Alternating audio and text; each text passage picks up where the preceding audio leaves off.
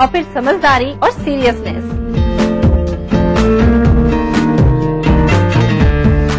Come on, give some break with some madness.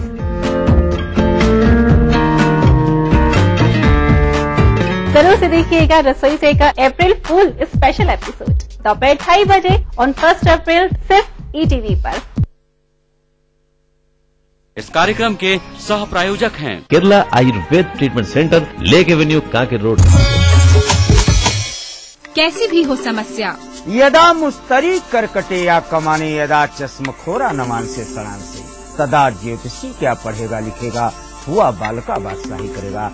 कोई भी हो जिज्ञासा, हस्ताक्षर पहचान होती है व्यक्तित्व के अंतरंग ऊर्जा का, बाहरी प्रमाण से कुछ लेना देना नहीं होता। पाइए अपनी सभी समस्याओं का समाधान ग्रह नक्षत्र और आप में। अपना प्रश्न रजिस्टर कराने के लिए डायल करें 186142444517 या फिर हमें SMS करें 562635 पर।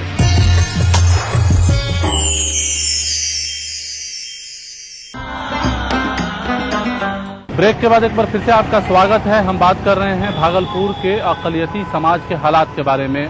भागलपुर को दुनिया सिल्क सिटी के नाम से जानती है। यहाँ के बुनकरों के हाथों के बने कपड़ों ने पहले भी पूरे देश में अपनी धूम मचाई है और आज भी अपनी मौजूदगी का एहसास कराती है। लेकिन बदलते वक्त में इस पेशे की खस्ताहाली बुनकरों की कमर तोड़ रही है। नाथनगर, नरगा और चंपानगर के इन तंग गलियों में बुनकरों के हाथों के बने कपड़े राष्ट्रीय और अंतर्राष्ट्रीय बाजार की शोभा बढ़ाती रही है।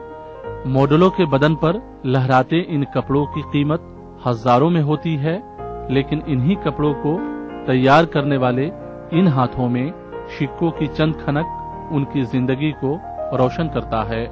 सवाल है कि अक़लियतों की हिमायती का दावा करने वाली सरकारें इस मसले पर गंभीर क्यों नहीं होती है। मोहम्मद हुसैन अंसारी पावरलूम के मालिक हैं, लेकिन बिजली की कमी और मुनासिब काम नहीं मिलने से उनका कारखाना बंद पड़ा है।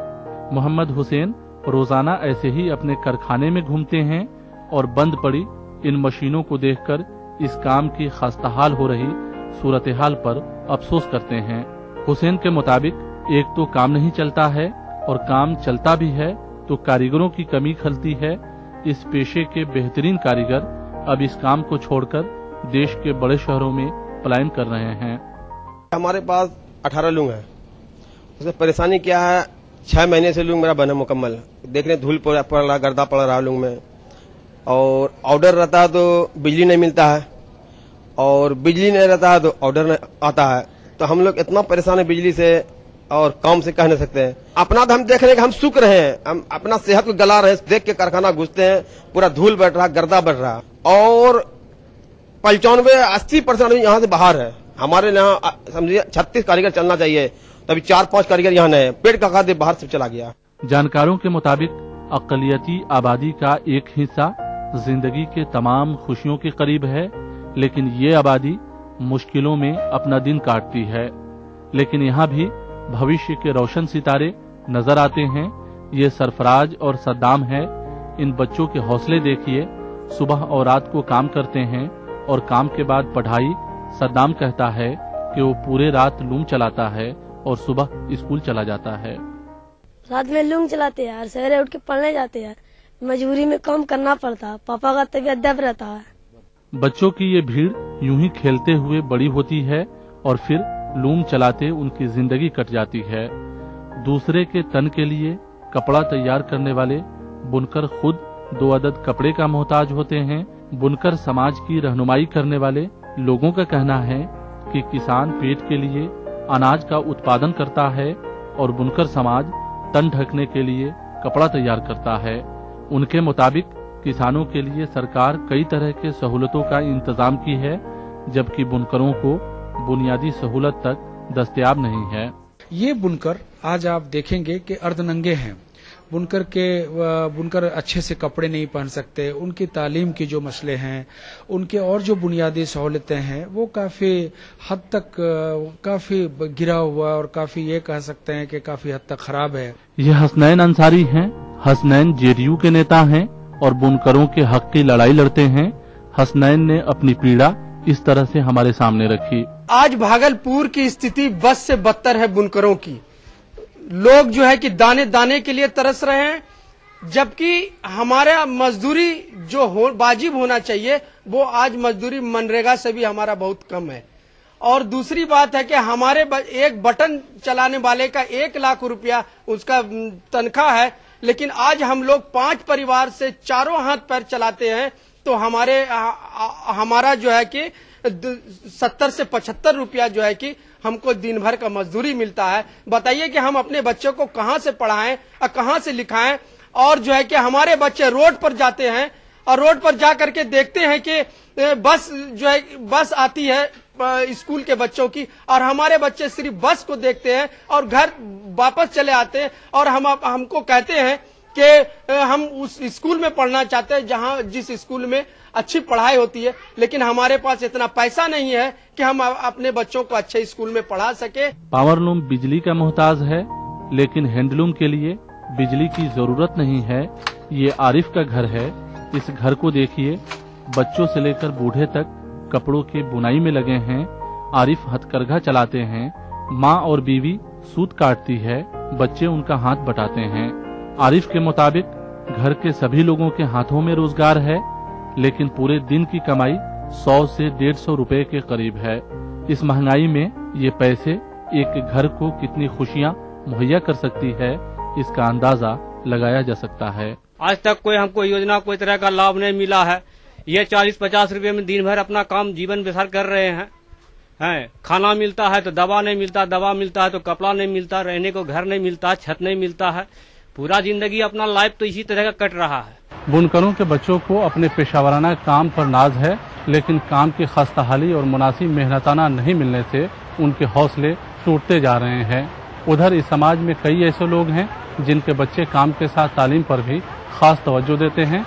बहरहाल वक्त हो गया है ब्रेक का। ब्रेक के बाद बात करेंगे भागलपुर के बीड़ी मजदूरों के हालात के बारे में।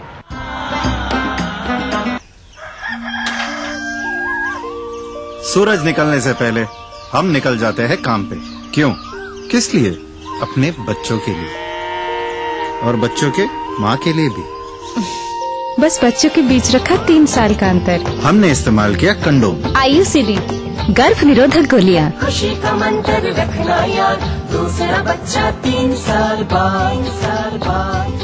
अधिक जानकारी के लिए नजदीकी स्वास्थ्य केंद्र से संपर्क करें।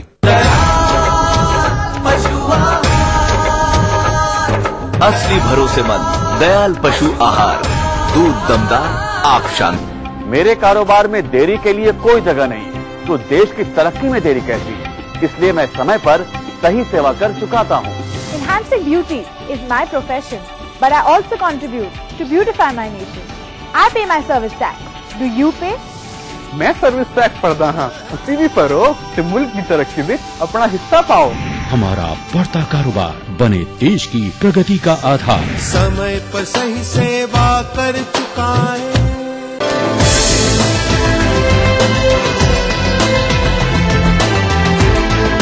एरल हॉस्पिटल एंड रिसर्च इंस्टीट्यूट शीघ्र ही आपकी सेवा में।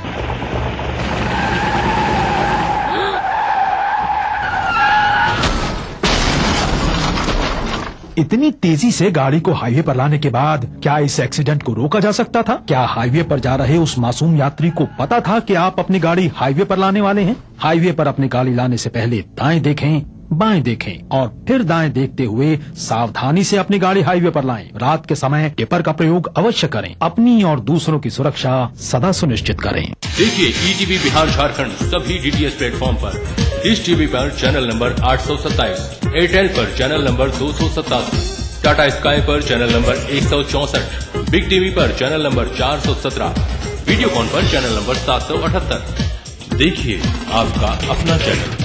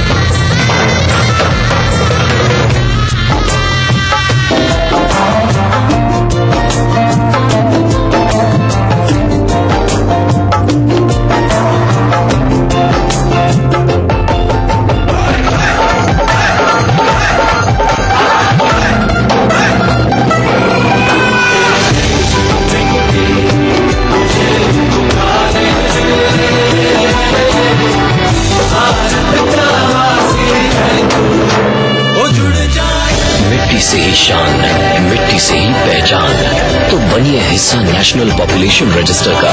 कैंप्स शुरू हो चुके हैं। राष्ट्रीय जनसंख्या रजिस्टर, मेरी पहचान, मेरा अभिमान, भारत सरकार द्वारा जनहित में जारी। आवारा हूँ या गर्दिश में हूँ, आसमान का तारा हूँ। लेके पहला पहला प्यार भर के आंखों में कुमार, जादू नगरी से आया है कोई जादूगर। ये रातें, ये मौसम, नदी का किनारा, ये चंचल हवा। कहा दो दिलों ने कि मिलकर कभी हम न होंगे जुदा। भूले बिसरी की देखना ना भूले। प्राचीन संस्कृति की पहचान लेकर आज का बिहार बढ़ चला है नई दिशा में, नई आशाएं लेकर। और उस राह पर घटती हर एक घटना करती है असर जनता पर, प्रदेश को देती है नया मोड़, तय करती है आगे की राह। इस तरह बनती है खबर अपने बिहार की खबर, अपना बिहार इस समय पर। इस न्यूज के सह प्रायोजक हैं ग्रिजली विद्यालय Koderma, world famous for me mobile, mobile for me, Torian world school, 2 कदम आगे।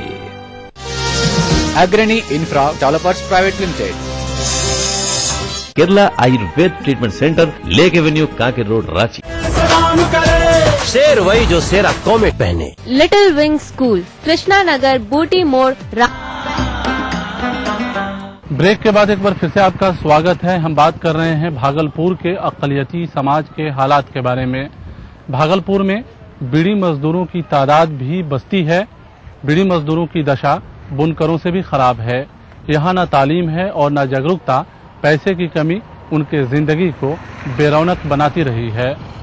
बुनकरों के इलाकों से होते हुए हम पहुंचे पुरैनी, जहां बीड़ी मजदूरों की बड़ी आबादी बसती है।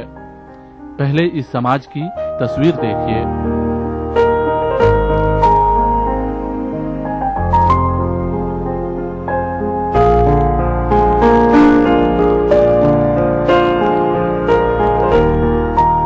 आंख खुलते ही बीड़ी के पत्ते और तंबाकू से इनका वास्ता पड़ता है। महिलाओं से लेकर पुरुषों तक की अंगुलियां एक दिन में ज्यादा से ज्यादा बीड़ी बनाने की जद्दोजहद करती हैं। असलम मियां की उम्र 80 साल है, लेकिन इस उम्र में भी बीड़ी के पत्तों ने साथ नहीं छोड़ा है। देखिए इस बारे में असलम क्या कहते हैं। हम लोग एकदम बिल्कुल गए गुजरे आदमी हैं। हम अब बूढ़ा हो गए, 85 बरस का उम्र हो गया और अभी तक सरकार हमको रिटायर नहीं करी से। समझ गए। अब हमारा जो है तो बहुत मजबूर हालत में, अब हमसे काम धंधा नहीं हो सकता है। अब मैं बैठ गया हूँ। ये राबिया खातून हैं। राबिया जिला परिषद की सदस्य हैं। राबिया कहती हैं कि वो भी पहले बीड़ी मजदूर थी, लेकिन हालात का मुकाबला करते हुए वो इस मुकाम पर पहुंची हैं। राबिया बीड़ी मजदूरों के हालात बदलने के सिलसिले में मुहिम चला रही हैं। भागलपुर की सरजमीन पे ज्यादा से ज्यादा हमारे यहाँ मजदूर वर्ग के लोग मिलेंगे आपको अक़लियतों में, और उसमें भी खासकर ज्यादा तादाद में आपको बुनकर और बीड़ी मजदूर मिलेंगे, और इन दोनों की हालत जो है बद से बदतर। बीड़ी बनाने वाली ये महिलाएं तालीम से कोसों दूर हैं।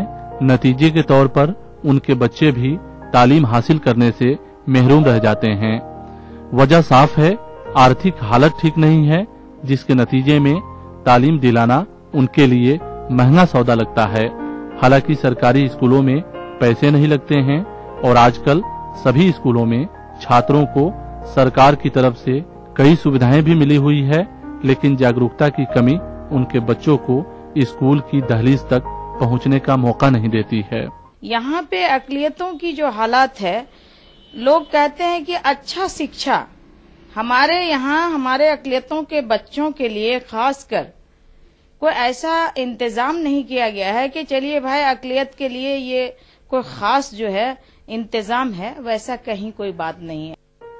इसी समाज में जो लोग जागरूक हैं वो अपनी हालात बदलने की कोशिश कर रहे हैं, और जो लोग सिर्फ सरकार के भरोसे पर अपना दिन काटते हैं उनकी हालत इसी तरह खस्ताहाल और तंगहाल है।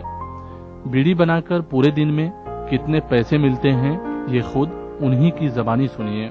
हम लोग गरीब हैं, बीड़ी बनाते हैं तो खाते हैं, पढ़ाई का पैसा फुर्सत नहीं मिलती है, पढ़ाई का पैसा भी नहीं मिलती है, कहाँ से क्या करेंगे। यानी मजदूरी नाम के बराबर है। जाहिर है उनके लिए आज की दुनिया से जुड़ने का सपना टूटता रहा है। इस जिले में मदरसों की कमी नहीं है। सरकारी मदरसों के अलावा निजी मदरसों का एक जाल है।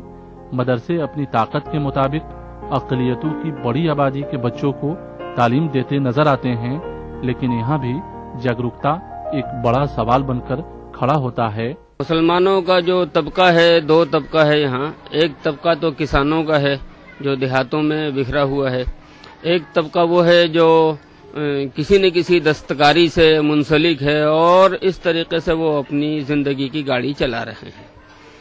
लेकिन गवर्नमेंट को उस लिहाज से जो ताउन करना चाहिए, बदकिस्मती ये है कि ये ताउन आम लोगों तक नहीं पहुंच पा रहा है। आप कहेंगे सिर्फ निगेटिव बातें करता है, लेकिन समाज का ये हिस्सा ऐसे ही अपनी जिंदगी रोजमर्रा के कामों में लगाती है। कहते हैं हौसले कामयाबी की जमानत होती है। यहाँ हौसले तो हैं, लेकिन उस कामयाबी को आगे बढ़ाने वाले रास्ते नहीं हैं। कहते हैं बदलाव हुआ है, यकीनन बदलाव जरूर हुआ है, लेकिन उसकी रफ्तार इन पगडंडियों पर आते आते बेमजा हो जाती है। बहरहाल वक्त हो गया है आपसे रुखसत लेने का।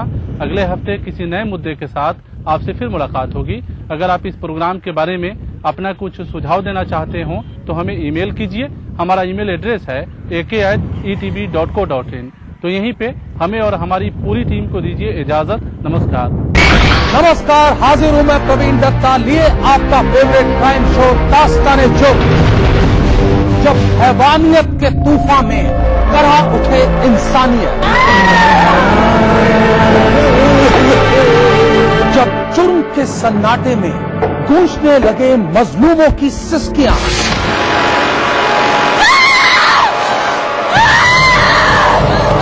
तब उस खामोश जुर्म को हम देते हैं मुकम्मल आवाज और करते हैं आपको बाखबर, ताकि आप न हो जाएं किसी की खौफनाक बदनीयत के शिकार। देखिए दास्तान-ए-जुर्म सोमवार से शुक्रवार रात 9:30 बजे ईटीवी के सभी हिंदी चैनल पर। इस कार्यक्रम के सह प्रायोजक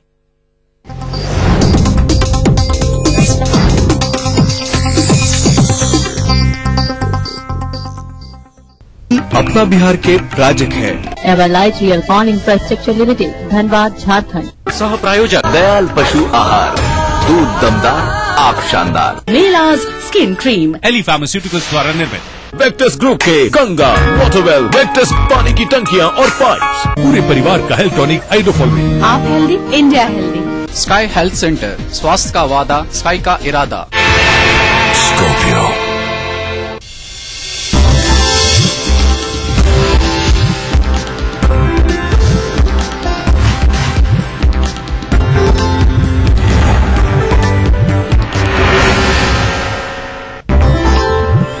भाजपा में नरेंद्र मोदी का बढ़ा कद, समर्थकों को राजनाथ की नई कमेटी में खास तरजीह। बिहारी नेताओं पर भी राजनाथ मेहरबान। मोदी का कद बढ़ने पर सियासी खलबली, जदयू ने कहा पुराने स्टैंड पर कायम। लालू का नीतीश पर हमला। 2.5 साल के इंतजार के बाद प्रदेश कांग्रेस को मिला नया अध्यक्ष। अशोक चौधरी को मिली कमान, राहुल की पसंद पर हुआ फैसला। मुजफ्फरपुर में महादलित महिला से दुष्कर्म और मौत मामले में नया मोड़। जिला पार्षद के रिश्तेदार का आया नाम, महिला संगठनों का आंदोलन तेज। और सीतामढ़ी में व्यवसायी की हत्या के विरोध में बंद रहा बाजार। लोगों ने निकाला मौन जुलूस। पुलिस की बर्बरता और सुस्ती पर नाराजगी।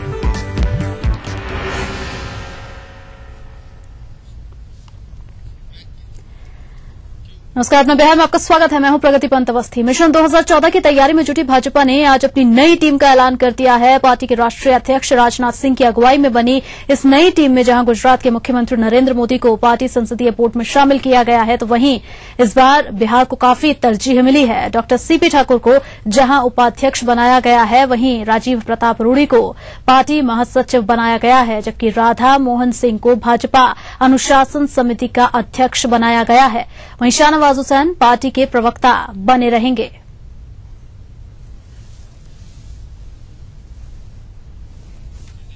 राजनाथ की राष्ट्रीय पदाधिकारियों की टीम में बिहार भाजपा के तमाम असंतुष्ट नेता खप गए हैं। पूर्व अध्यक्ष गडकरी की टीम में शामिल रविशंकर प्रसाद, किरण घई और सुखदा पांडे जैसे नेता नप गए हैं, लेकिन राजनाथ की टीम में बिहार के 8 नेताओं को पदाधिकारी बना दिया गया है। वहीं राष्ट्रीय कार्य समिति में बिहार के 12 नेताओं को जगह मिली है। एक नजर डालिए भाजपा की नई कार्य समिति में शामिल बिहार के नेताओं की सूची पर। डॉक्टर सीपी ठाकुर राष्ट्रीय उपाध्यक्ष, राजीव प्रताप रूडी महासचिव, इसके अलावा राधा मोहन सिंह अनुशासन समिति के अध्यक्ष, एसएस अहलूवालिया राष्ट्रीय उपाध्यक्ष, शाहनवाज हुसैन राष्ट्रीय प्रवक्ता ही रहेंगे, रेणु कुशवाहा राष्ट्रीय मंत्री, सैयद शाहनवाज हुसैन जैसा कि पहले भी हमने आपको बताया अभी भी वो प्रवक्ता ही रहेंगे बीजेपी के।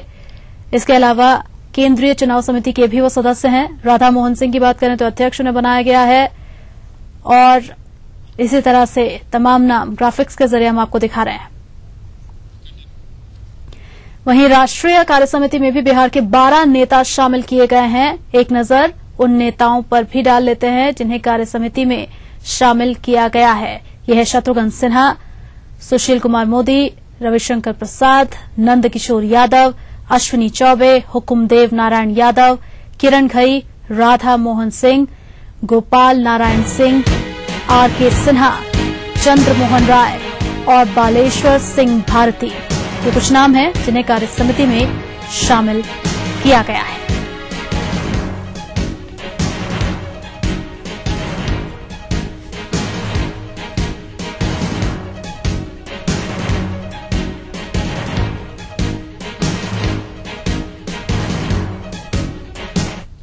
वैसे भाजपा की नई टीम में पार्टी के पूर्व प्रदेश अध्यक्ष सीपी ठाकुर को उपाध्यक्ष बनाया गया है। ठाकुर ने जहां नरेंद्र मोदी को पार्टी संसदीय बोर्ड में शामिल करने पर बधाई दी, वहीं अब नरेंद्र मोदी के लिए दिल्ली की गद्दी दूर नहीं होने का दावा भी किया है। इसके साथ ही उन्होंने कहा है कि जितनी जल्द एनडीए पीएम पद के उम्मीदवार की घोषणा करेगी, उसका फायदा बीजेपी को मिलेगा।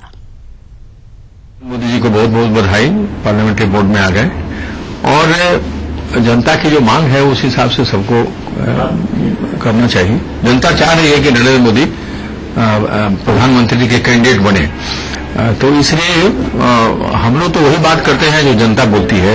जहां जाते हैं वही लोग बोलता है। तो अब तो बोर्ड डिसाइड करना है। बोर्ड को हम लोग के हाथ में कोई डिसीजन नहीं है। पार्लियामेंट्री बोर्ड के जो मेंबर लोग हैं खुद उसमें हुए हैं, लेकिन मेन तो है कि जो बोर्ड डिसाइड करेगी तो जितना जल्दी डिक्लेयर करेगा नाम तो पार्टी के लिए फायदेमंद है, इसमें कुछ शक नहीं। नीतीश जी को मनाने का प्रयास करेंगे हम लोग, तो करेंगे ही। हम लोग तो ब्रांडेड हो गए कि नरेंद्र मोदी का करते हैं, हम लोग तो करेंगे ही। लेकिन मेरा ये कहना जो है कि हम भी नहीं बोल रहे हैं। हमारी जो जनता है बिहार की, हम जाते हैं, सुनते हैं क्या वो लोग कहता है और उसकी बात को पहुंचाते हैं, पार्टी में भी पहुंचाते हैं, सरकार में भी पहुंचाते हैं।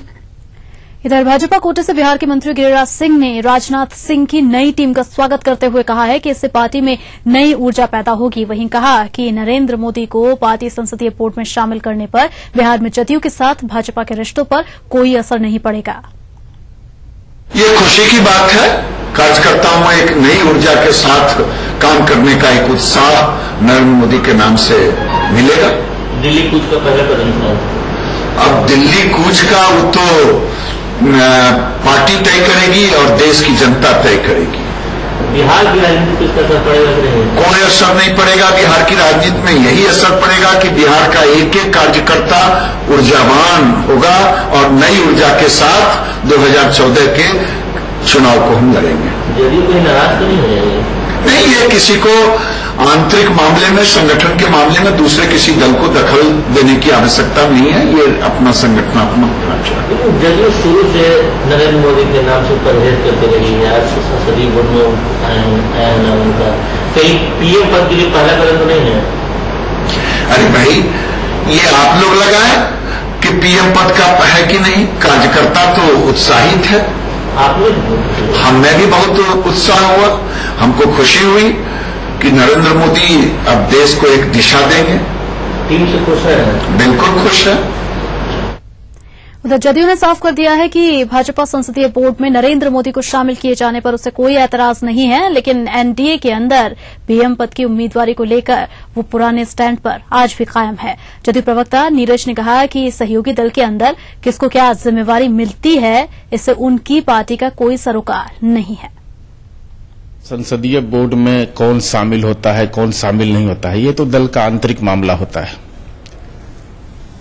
नेतृत्व के सवाल पर हमारी सहयोगी पार्टी के राष्ट्रीय अध्यक्ष जी ने अपना मंतव्य स्पष्टता के साथ दिया है कि हम घटक दलों से विचार विमर्श करेंगे और हमारी पार्टी स्पष्टता के साथ इस बात को रेखांकित करती है कि प्रधानमंत्री पद के चयन की जो योग्य अर्हताएं हैं, जो देश के समावेशी विकास के लिए और बहुधर्मी और बहुभाषाई देश के लिए जो आवश्यक है, तो हम अपनी नीति पर कायम हैं। इधर राजद सुप्रीमो लालू प्रसाद ने भाजपा में नरेंद्र मोदी के बढ़ते कद और नीतीश के भाजपा विरोध पर निशाना साधा है। उन्होंने कहा कि नीतीश का भाजपा विरोध दिखावा है और वे शुतुरमुर्ग की तरह चाल चल रहे हैं। इसके साथ ही उन्होंने नरेंद्र मोदी को पीएम प्रोजेक्ट करने को फिरका परस्त ताकतों की ओर से साइकोलॉजिकल वॉर का हिस्सा बताया। नीतीश कुमार बीजेपी एनडीए को सब छोड़कर कहीं जाने वाले हैं।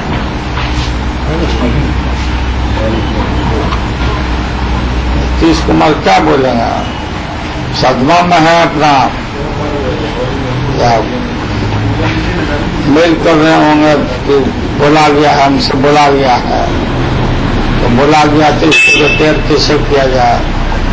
तो यही कर सकते हैं कि भाई चुनाव को पहले घोषणा नहीं करिए आप लोग, और नरेंद्र मोदी को जब चुनाव हो तो बिहार में मत प्रोग्राम लगाइएगा, हम साथ हैं, यही होगा।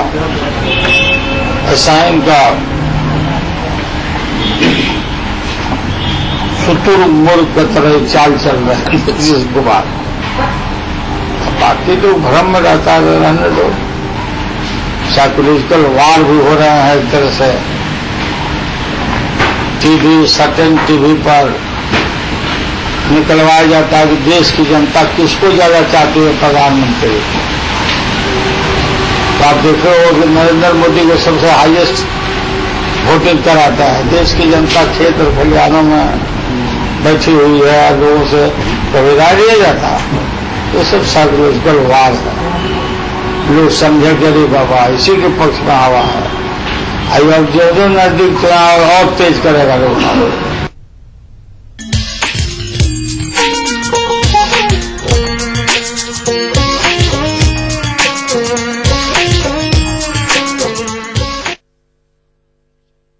झारखंड सभी डीटीएच प्लेटफॉर्म पर, डिश टीवी पर चैनल नंबर 827, एयरटेल पर चैनल नंबर 287, टाटा स्काई पर चैनल नंबर 164, बिग टीवी पर चैनल नंबर 417, वीडियोकॉन पर चैनल नंबर 778,